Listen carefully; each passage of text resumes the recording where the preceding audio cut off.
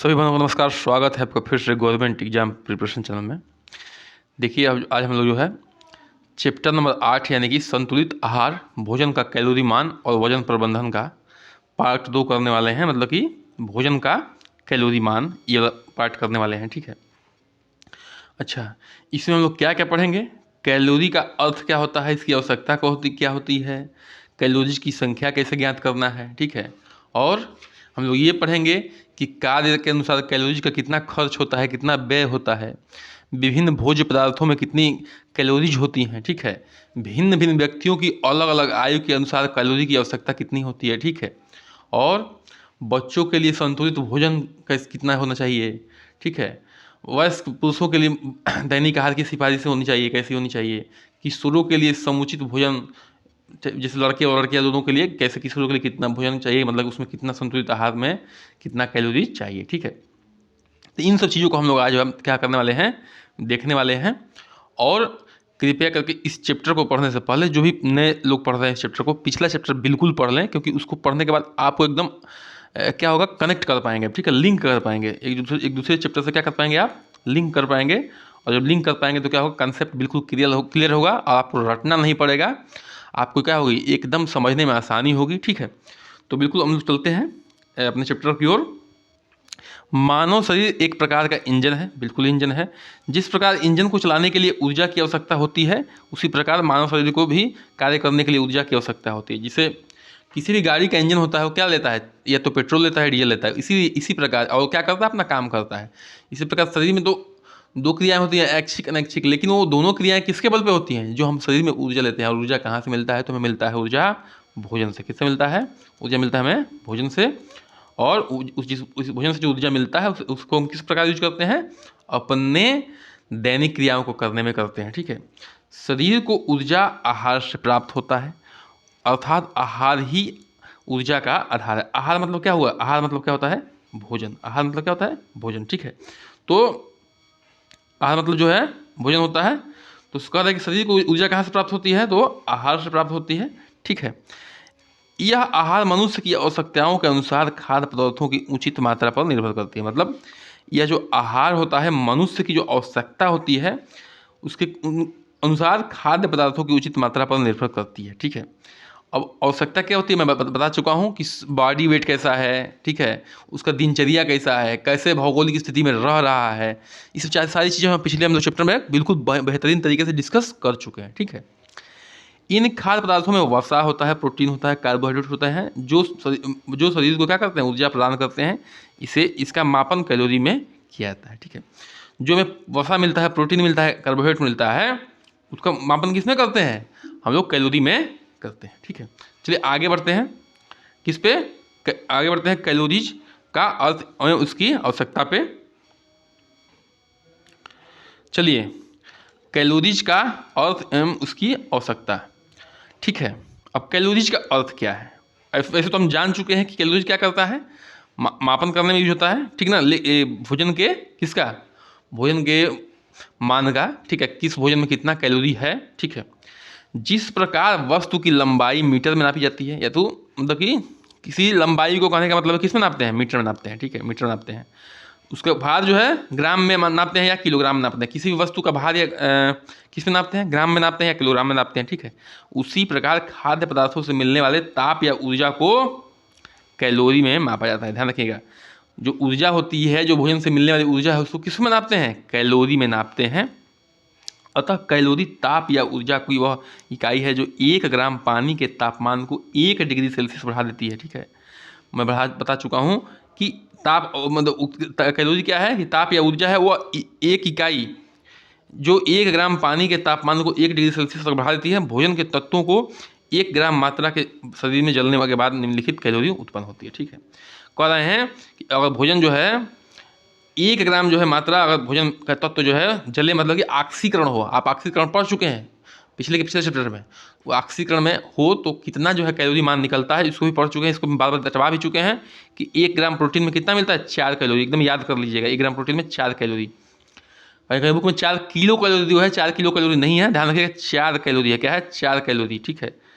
1 ग्राम carbohydrate में कितना है, 4 कैलोरीज है। 1 ग्राम वसा में कितना है, 9 कैलोरीज है। अच्छा देखिए, प्रो प्रोटीन को पचाने में, प्रोटीन को जो पाचन करने में क्या होती है, पाचन में एक्स्ट्रा एनर्जी की खर्च होती है, ठीक है, एक्स्ट्रा एनर्जी की खर्च होती है। तो कहा जाता है कि ओवरऑल जो है प्रोटीन से हमें क्या मिलता है, बहुत कम एनर्जी मिलती है। ध्यान रखिएगा, प्रोटीन को जलाने में एक्स्ट्रा एनर्जी खर्च होती है, इसलिए क्या कहते हैं कि प्रोटीन से हमें कम एनर्जी मिलती है। अच्छा, जैसे जैसे बता रहा हूँ, आप सेब खाते हैं, ठीक है, सेब खाते हैं तो सेब से क्या मिलता है, हमें एनर्जी नहीं मिलता है, ठीक है, एनर्जी जितना मिलता है उससे अधिक इसको पचाने में खर्च हो जाता है। इसलिए कहते हैं ना, ये इससे डाइटिंग करना चाहिए। डाइटिंग का आपके बेस्ट स्रोत है, क्यों, क्योंकि ऊर्जा क्या कर रहा है, आपकी ऊर्जा को क्या कर रहा है, बैलेंस, एक्स्ट्रा ऊर्जा को ले रहा है, आपके शरीर के वेट को क्या कर रहा है, बैलेंस कर रहा है, ठीक है। तो खैर सेब तो बहुत ज़रूरी होता है क्योंकि एंटीऑक्सीडेंट होता है, ठीक है, तो इसलिए सेब खाना चाहिए। और ये डाइटिंग के लिए भी क्या होता है, बेस्ट स्रोत होता है, क्योंकि जितना एनर्जी देता नहीं उससे अधिक क्या करता है, पचाने में अपना खर्च करा देता है, ठीक है। चलिए आगे बढ़ते हैं। मानव शरीर की आवश्यकता, ठीक है। अब मानव शरीर की क्या आवश्यकता है इसको पढ़ते हैं, मतलब कि मानव शरीर को कैलोरीज की क्यों आवश्यकता है उसको पढ़ते हैं। व्यक्ति की दिनचर्या, कार्य, व्यक्ति भिन्नताओं के अनुसार उसकी शारीरिक सुयोग्यता, फिजिकल फिटनेस व शरीर के लिए कैलोरीज की आवश्यकता होती है, ठीक है। देखिए, मानव को अपनी दिनचर्या को करने के लिए, कोई भी काम करने के लिए, कार्य करने के लिए, ठीक है, ये व्यक्तिगत भिन्नता वाले काम है, ठीक है, अनुसार उसकी, जैसे कोई देखिए कोई मजदूरी करता है, कोई ऑफिस में काम करता है, कोई अन्य काम करता है, कोई फिजिकल मेंटल दोनों करता है, ठीक है, तो उसका शारीरिक सुयोग्यता कैसी है, कैसी बनावट है, लंबाई चौड़ाई हर चीज़, उसके हिसाब से कैलोरीज की आवश्यकता पड़ती है। इस पर बहुत बढ़िया हम बता चुके हैं पिछले चैप्टर में, कई 5-6-7 फैक्टर थे, ठीक है, जिसे वह अपने आहार के पोषक तत्वों से प्राप्त करता है। किसी एक दिन अर्थात 24 घंटे में कितनी कैलोरीज की आवश्यकता होती है, इसकी गणना करने के लिए हमें उस व्यक्ति के आयु, ठीक है ना, कितनी उम्र है, दैनिक कार्य, उसका कैसा काम है, ठीक है, या व्यवसाय, उसका कैसा व्यवसाय है, कौन सा प्रोफेशन में है, शारीरिक परिश्रम करता है, भार कितना है, लिंग भेद कितना है, लिंग भेद मतलब कि महिला पुरुष, तो पुरुषों को क्या चाहिए, अधिक चाहिए, और पुरुषों जितना लेते हैं उससे उसका 90% कितना चाहिए, कितना महिलाओं को चाहिए। क्यों, क्योंकि पुरुषों को जो है जनरली देखा गया कि फिजिकल काम क्या होता है, ज़्यादा होता है, और शारीरिक बनावट भी क्या होती है, उनसे थोड़ा भिन्न होती है, अलग होती है, और लंबाई चौड़ाई ज़्यादा होती है, इसलिए जो है पुरुषों को ज़्यादा कैलोरी चाहिए होता है। आदि की भिन्नताओं के पर निर्भर करता है, तो ध्यान से इसको पढ़ लीजिएगा, मैं पीछे कर रहा हूँ वो करके, और एक बार समझा दिया हूँ अच्छे से। चलिए, कैलोरीज की संख्या क्या करना, ज्ञात करना, यानी कैलकुलेट करना, ठीक है, कैलोरीज की संख्या ज्ञात करने की बात हो रही है। मनुष्य के शरीर के लिए कैलोरीज की संख्या ज्ञात करने के लिए निम्न आधार होते हैं। आधारीय उपाचय दर, इसको बता चुके हैं, बेसल मेटाबॉलिक रेट, अतिरिक्त ऊर्जा दर, अतिरिक्त ऊर्जा दर भी होता है, ठीक है, चलिए इसको भी बता चुके हैं। तो चलिए देखते हैं आधारीय उपाचय दर को, ठीक है, आधारीय उपाचय दर को इसको देखते हैं, यानी कि बेसल मेटाबॉलिक रेट को देते हैं। देखिए, आधारीय उपाचय दर व्यक्ति का वह सामान्य ऊर्जा होती है जो उसकी आराम की स्थिति में शरीर के अंगों द्वारा स्वचालित रूप से कार्य करने के आहार को उपाचय मेटाबॉलिज्म के लिए खर्च होता है। मैं बता चुका हूँ कि अगर आदमी 12 घंटे पहले खाना खाया हो, ठीक है ना, और वो लेटा हुआ हो, जगा हुआ हो, सोया हुआ ना हो, जगा हुआ हो, सोया हुआ ना हो, तो जो उसके आंतरिक काम हो रहे हैं, ठीक है, जैसे दिमाग का चलना, फेफड़े का चलना, हार्ट का चलना, किडनी का फंक्शन करना, पाचन क्रिया का फंक्शन करना, मसल का काम करना, नाड़ियों में खून बहना, इसमें जो उसकी ऊर्जा खत्म हो रही है उसको क्या कहते हैं, बेसल मेटाबॉलिक रेट या आधारीय उपाचय दर कहते हैं। किसी व्यक्ति के लिए कैलोरी की संख्या ज्ञात करने का निम्न सूत्र है। मैं बता चुका था कि ये जो इन्होंने बुक में दिया हुआ है थोड़ा सा गड़बड़ लग रहा है हमको, आप लोग जो पिछले वीडियो में जो बताए हैं उसको याद कर लीजिएगा, ठीक है, इसको मत करिए, क्योंकि हर जगह नेट पे वही फार्मूला दिया हुआ है, ये फार्मूला नहीं दिया हुआ है, ठीक है। और आप ये भी सोच सकते हैं कि इस फार्मूला को कैसे निकाला जाए, ठीक है, इस फार्मूला को कैसे किया जाए, ठीक है। हाँ, एक चीज़ है कि महिला और पुरुषों का, ठीक है, दोनों का क्या होता है, अलग अलग BMR, ठीक है, अलग अलग BMR निकालने का हम फार्मूला बता चुके हैं, तो कृपया करके उसको याद कर लीजिएगा, ठीक है, इसको छोड़ दीजिए फिलहाल के लिए। देखिए, पुरुषों का आधारीय उपाचय दर स्त्रियों से अधिक होता है, वृद्धावस्था में आधारीय उपाचय दर कम हो जाता है, ठीक है। कह रहे हैं कि पुरुषों का जो आधारीय उपाचय दर होता है स्त्रियों से क्या होता है, अधिक होता है, लेकिन वृद्धावस्था में क्या होता है, कम हो जाता है, ठीक है। चलिए अब अतिरिक्त ऊर्जा दर की बात हो रही है। क्या हो रही है? अतिरिक्त ऊर्जा दर की बात हो रही है, एक्स्ट्रा हीट रेट की। सामान्य ऊर्जा दर के अलावा व्यक्ति की दिनचर्या व कार्यभार के अनुसार उसे अतिरिक्त ऊर्जा की भी आवश्यकता पड़ती है। किसके लिए? सामान्य ऊर्जा दर के अलावा व्यक्ति की दिनचर्या का कार्यभार के अनुसार उसके अतिरिक्त ऊर्जा का, ठीक है ना, आवश्यकता पड़ती है। सामान्यतः प्रतिदिन 8 घंटे कार्य करने के बाद व्यक्ति भिन्नता के आधार पर निम्नलिखित कैलोरीज की आवश्यकता होती है। ठीक है, कहने का मतलब है कि जो 8 घंटा हम लोग काम करते हैं उसके कार्य की व्यक्तिगत भिन्नता, किसी का काम देखिए, किसी का काम खेलना है, किसी का काम जो है बैठे रहना है, किसी का काम जो है वो मतलब कि शारीरिक काम है, जैसे मजदूर लोग हो गए, ठीक है, किसी का ऑफिशियल काम है, किसी का दोनों काम है, तो उसकी क्या है, काम की भिन्नता है। ठीक है, तो अब देखिए पहले व्यक्ति, मान लीजिए पहला ऑप्शन दिया हुआ है, दूसरा, ठीक है, सामान्य व्यक्ति है तो उसको 70 कैलोरीज खर्च होता है एक्स्ट्रा, 8 तो उसमें 8 से मल्टीप्लाई कर दीजिए। ठीक है, तो 8 सत्ते 56, मतलब कि 556 कैलोरी जो है एक्स्ट्रा उसको चाहिए। ठीक है, अच्छा, दूसरा में क्या है कि हल्का परिश्रम करने वाला व्यक्ति, ठीक है, तो हल्का जो हल्का फुल्का परिश्रम करता है, ठीक है, जैसे कहीं से इधर वो सामान लेके आना, ये सब छोटा मोटा सामान, बहुत भारी सामान नहीं, तो उस 100 कैलोरीज है उसको 8 घंटे से मल्टीप्लाई कर देते, कितना हो जाएगा? 800 हो जाएगा। क्या हो जाएगा? 800 कैलोरीज खर्च हो जाएगा उसका। ठीक है, इसी प्रकार जो है तीसरा बात करते हैं कि यदि भारी परिश्रम करने वाला है तो उसमें 200 कैलोरी खर्च होगा, 8 घंटे से मल्टीप्लाई कितना होगा? 8 घंटे के लिए उसको 1600 कैलोरी चाहिए। चौथा है कि अगर कठोर परिश्रम करने वाला है तो 300 कैलोरी चाहिए, 8 घंटे से मल्टीप्लाई करते क्या चाहिए? 2400 हो जाएगा। तो कहने का मतलब कि ये एक्स्ट्रा चाहिए उसको। ठीक है, क्यों? क्योंकि वो जो है अन्य तरीके से शारीरिक मेहनत कर रहा है। ठीक है, अन्य कामों में वो मेहनत कर रहा है अपने दिनचर्या के हिसाब से, अपने काम के हिसाब से, तो इसलिए जो है ये एक्स्ट्रा हीट चाहिए। ठीक है, किसी व्यक्ति की प्रतिदिन कैलोरीज की आवश्यकता ज्ञात करने के लिए 2 आधारों अर्थात सामान्य ऊर्जा दर एवं अतिरिक्त ऊर्जा दर से प्राप्त दोनों संख्याओं का योग करना पड़ता है। ठीक है, किसी व्यक्ति का प्रतिदिन कैलोरीज की आवश्यकता ज्ञात करने के लिए 2 आधारों अर्थात सामान्य ऊर्जा दर और अतिरिक्त ऊर्जा दर, ठीक है, BMR सामान्य ऊर्जा दर था और प्राप्त ऊर्जा दर जो है, दोनों संख्याओं को योग करना पड़ता है। तब जब क्या निकलेगा उसका जो है, ये निकलेगा कि टोटल जो है उसको एक दिन में कितना कैलोरी चाहिए,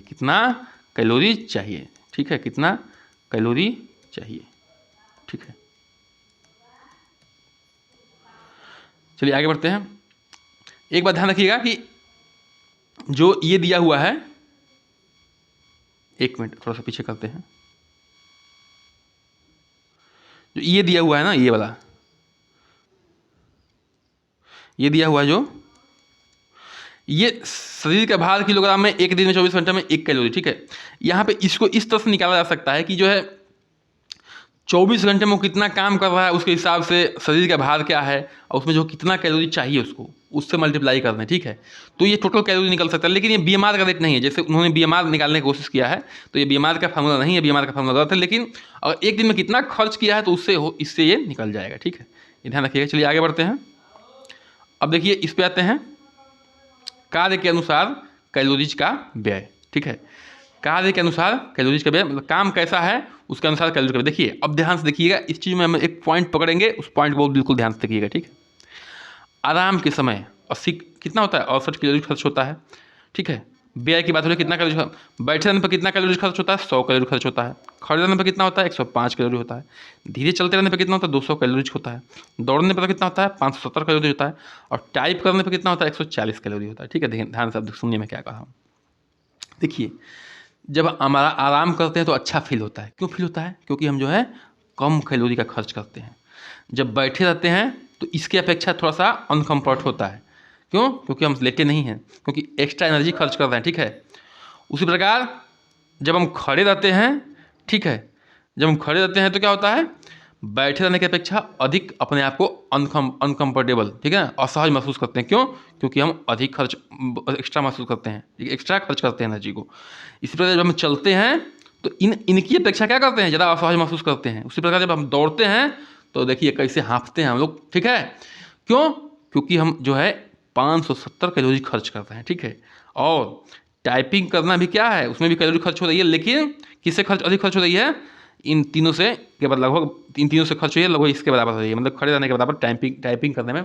टाइपिंग जनरली बैठ के आता है। ठीक है, तो इस तरह से हम इस चार्ट से क्या सीखे? इस चार्ट से ये सीखे कि हम अधिक कैलोरी खर्च करते हैं किसके अपेक्षा, आराम करने की अपेक्षा, किसमें, बैठने में, खड़े रहने में, धीरे चलने में, दौड़ने में। तो इसीलिए हम क्या करते हैं, अपने आप को असहज महसूस करते हैं। क्यों? क्योंकि जो है अधिक कैलोरी खर्च कर रहे होते हैं। ठीक है, तो इस तरह से जितने हम कैलोरी खर्च, अच्छा दौड़ने को क्या माना गया है, बेस्ट माना गया है। क्यों?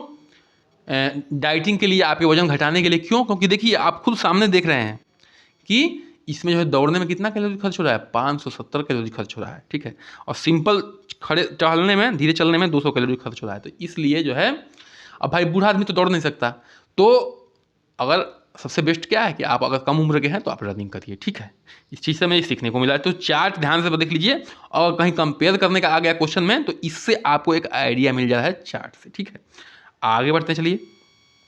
अब देखिए विभिन्न भोज्य पदार्थों में कैलोरी, देखिए इससे भी हम एक चीज़ को पकड़ेंगे चार्ट से। देखिए चार्ट मैं दिखा रहा हूँ, इसको आप जो है हल्के मत लीजिएगा, क्योंकि चार्ट से हमें क्या सीखने को मिल रहा है इसको देखना है आपको। ठीक है, जो हम पिछले वीडियो में पढ़ चुके हैं, इस वीडियो में पढ़ चुके हैं, उससे हमें क्या मिल रहा है। ठीक है, अब देखिए मक्खन है 1 चम्मच, क्या है, मक्खन 1 चम्मच है तो इसमें 95 कैलोरी मिलेगा। पनीर है तो क्या मिलेगा, आधा चम्मच। देखिए आधा चम्मच पनीर में कितना मिल रहा है, 100 कैलोरी मिल रहा है। ठीक है, कॉफ़ी 1 चम्मच में 160 ग्राम, 1 कप में, ध्यान रखिए 1 कप है, ध्यान रखिए।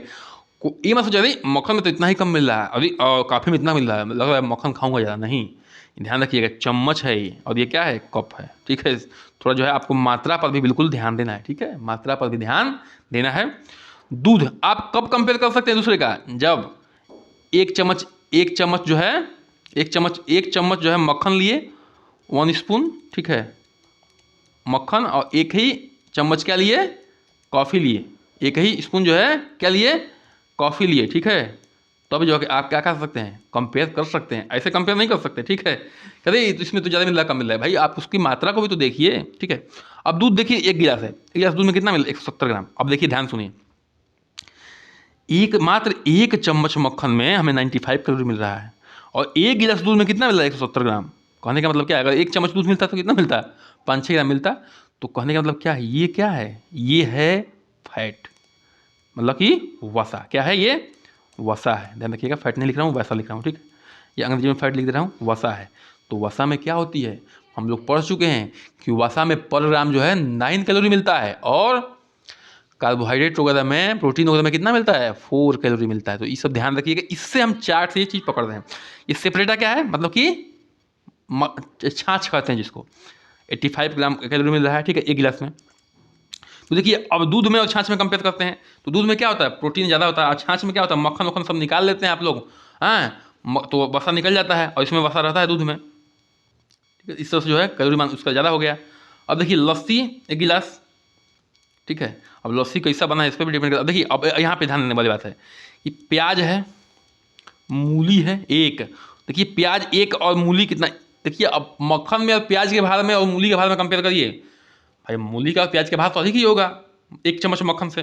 ककड़ी, गाजर, टमाटर, फूलगोभी आधा कप, आलू, अब देखिए यहाँ तक देखिए कितना कम कैलोरी मिल रहा है। क्यों? क्योंकि ये क्या हैं, सब्जियां हैं। क्या हैं, सब्जियां। सब्जियों से क्या मिलता है, हमें बहुत ही कम कैलोरी मिलता है। इसलिए कहते हैं अगर पेट भैया डाइटिंग करना है तो सब्जी खाओ। क्यों? क्योंकि सब्जी से मिलेगी क्या, आपको कम कैलोरी मिलेगी। क्या मिलेगी, कम कैलोरी, और आपका पेट तो भर जाएगा लेकिन आपको ऊर्जा ज़्यादा नहीं मिलेगी। इससे क्या होगा, आपको वजन ज़्यादा नहीं बढ़ेगा। ठीक है, इससे आपका वजन नहीं बढ़ेगा। ठीक है, अब देखिए एक बार, अब यहाँ से देखना चालू करिए, एक जो है आलू में कितना मिलता है, 85 ग्राम मिलता है। एक बड़ा सेव में कितना मिलता है, 100 ग्राम, 100 कैलोरी। लेकिन ये आपसे एक्स्ट्रा एनर्जी कंज्यूम कर लेता है उसको पचाने में। भाई पाचन तंत्र पाचन करने में भी तो एक्स्ट्रा खर्च होता है एनर्जी शरीर का। तो इसलिए जो है केला से कितना मिलता है, 100 कैलोरी। ठीक है, केला जो है बहुत आसानी से पचता है, इसलिए जो है इसमें ज़्यादा कैलोरी मिलता है। खजूर जो है सूखा 4 ले लें तो 95 कैलोरी। ठीक है, नाशपाती 70 कैलोरी। देखिए नाशपाती इतना बड़ा होता है लेकिन 70 कैलोरी मिल रहा है। तरबूज जो है 100 कैलोरी। अब इस तरह से जो है देखिए नींबू का जूस में मात्र 5 कैलोरी मिलेगा, संतरा में 5 कैलोरी, मिक्स्ड फ्रूट जूस में 80 कैलोरी। ठीक है, और ब्रेड में 60 कैलोरी। लेकिन हम सब्जियों को कैलोरी के लिए थोड़े खाते हैं, हम सब्जियों को कैसे लिए खाते हैं, अपने इम्यून सिस्टम को तगड़ा करने के लिए, अपनी प्रतिरक्षा क्षमता को बढ़ाने के लिए। जो वो हैं वायरस हैं, बैक्टीरिया हैं, प्रोटोजोआ हैं, इन सबसे लड़ने के लिए, ठीक है, इसलिए हम खाते हैं, ठीक है। चलिए आगे देखते हैं। अब देखिए, अब यहाँ पे मात्र 2 ही मीठा बिस्कुट है, उसमें 100 कैलोरी मिल गया, ठीक है। एक अंडा में कितना मिल गया, 80 कैलोरी, बीच वाला जो फैट होता है उसके में उससे ज़्यादा कैलोरी मिलती है, ठीक है। अंडा अगर फ्राइड है तो 100 कैलोरी, तेल जो पड़ रहा है एक्स्ट्रा। चीनी 1 चम्मच है तो 50 कैलोरी, जैम है तो उसमें 60 कैलोरी, क्योंकि उसमें चीनी भी होता है, ठीक है। शहद में 60 कैलोरी, लिम्का सोडा में 80 कैलोरी। जो मैं इस चार्ट से आपको कंपेयर करके बताया हूँ उस पर आप लोग विशेष ध्यान दीजिएगा, ठीक है। लाइम जूस है इतना, पनीर एक ठीक है, बियर में 105 कैलोरी, शराब में 90 कैलोरी, ठीक है, और स्कॉच में 120 कैलोरी, इस तरह से खीर में 135 कैलोरी। कहने का मतलब ये है कि जहाँ पे शुगर होगा और वसा होगा वहाँ पे कैलोरी अधिक मिलेगी, ठीक है। नारियल तेल में 1 चम्मच में 100 कैलोरी मिल गया, ठीक है। ये 1 चम्मच की बात हो रही है, नारियल तेल की बात हो रही है। आटा 1 बड़ा चम्मच 30 कैलोरी। तो इस तरह से जो है इन चीज़ों को आप लोग देख लीजिएगा, ठीक है। आगे बढ़ते हैं। अब एक चीज़ यहाँ पे भी कंपेयर कराएंगे, उस चीज़ को ध्यान रखिएगा। भिन्न भिन्न व्यक्तियों के अलग अलग आयु में कैलोरी की आवश्यकता है, ठीक है। जो अलग अलग देखिए, अब अगर शिशु है, बच्चा एकदम छोटा है, तो उसको कितना कैलोरी चाहिए, 0 से 12 महीने का है तो 100 से 120 किलो कैलोरी चाहिए प्रति किलो शरीर के भार के हिसाब से। मतलब कि अगर 5 किलो है चाहे तो उसमें 5 से मल्टीप्लाई कर दीजिएगा, ठीक है। अब देखिए, बच्चा है 2 से 6 वर्ष का है तो उसको 1200 से 1500 कैलोरी चाहिए, ठीक है ना। और 7 से 12 वर्ष का है तो उसको चाहिए 1800 से 2000 कैलोरी, ठीक है। अब देखिए, आप लोग गरीबी के चैप्टर पढ़ चुके हैं, उसमें कितना था, ग्रामीण में 2400 कैलोरी था और शहरों में कितना था, शहरों में था 1800 कैलोरी, ठीक है।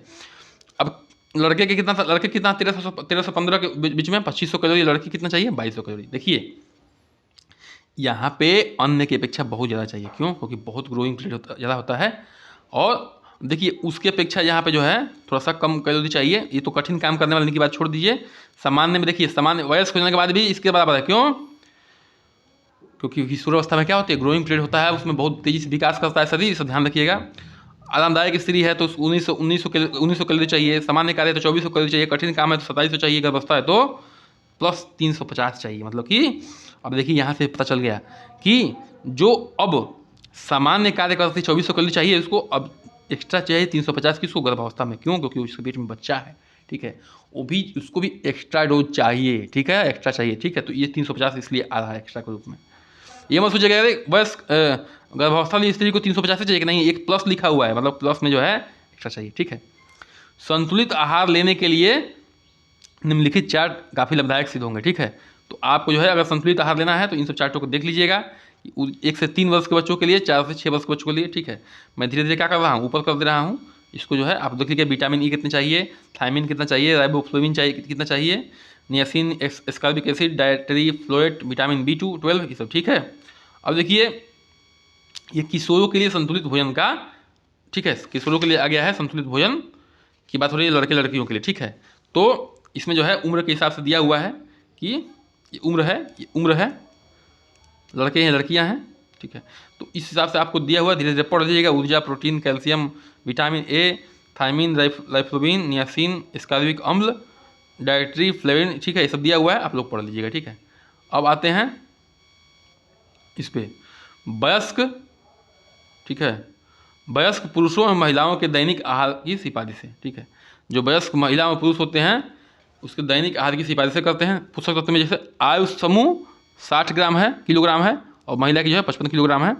उस हिसाब से देखिए कितनी ऊर्जा चाहिए, ठीक है, कितनी ऊर्जा चाहिए। देखिए अब यहाँ पे देखने वाली बात है कि जब हम कहते हैं ना कि अरे पुरुषों को क्या चाहिए, ज़्यादा एनर्जी चाहिए महिलाओं की अपेक्षा, क्यों, क्योंकि उनकी शारीरिक बनावट ज़्यादा होती है, बड़ा होता है शारीरिक स्ट्रक्चर पुरुषों का, और वो जो है ज़्यादा अपेक्षा खर्च करते हैं क्या, एनर्जी, शारीरिक मेहनत करके। देखिए यहाँ पे देख सकते हैं आप लोग, गौण काम करने वाले में 2750 खर्च हो रहा है, इससे 2440 ही खर्च हो रहा है। इनके जो है मध्यम काम करने वाले में 2330 खर्च हो रहा है महिला का, और इसका जो है सॉरी 2330 खर्च हो रहा है पुरुष का, और महिला कितना हो रहा है 2230 खर्च हो रहा है। और भारी काम करने वाले में 320 खर्च हो रहा है, कितना पुरुष का, और महिला का 2850 खर्च हो रहा है। कहने का मतलब ये है कि पुरुषों का जो है महिलाओं की अपेक्षा क्या होता है, कंपेयर करें उसके काम के हिसाब से तो अधिक एनर्जी खर्च होता है पुरुषों का। ठीक है, अब ये जो सारा दिया हुआ है प्रोटीन, कैल्शियम, विटामिन सब पढ़ लीजिएगा। ठीक है, इसको पढ़ने का मतलब कोई है नहीं, आप ध्यान से पढ़ लीजिएगा, क्योंकि अगर हम बोल भी देंगे तो आपको याद नहीं होगा। इसको याद करने की जरूरत नहीं है, आपको एक हल्का सा आइडिया रखना है। जैसे जो हम चार्ट पे हम एक निकाल के लाए हैं निचोड़, जो आपके साथ डिस्कस किए हैं, उस निचोड़ को आपको याद रखना है। कृपया करके चैनल को सब्सक्राइब करिए, लाइक करिए, शेयर करिए, बने रहिए हमारे साथ। देखने के लिए धन्यवाद। नमस्कार, जय हिंद।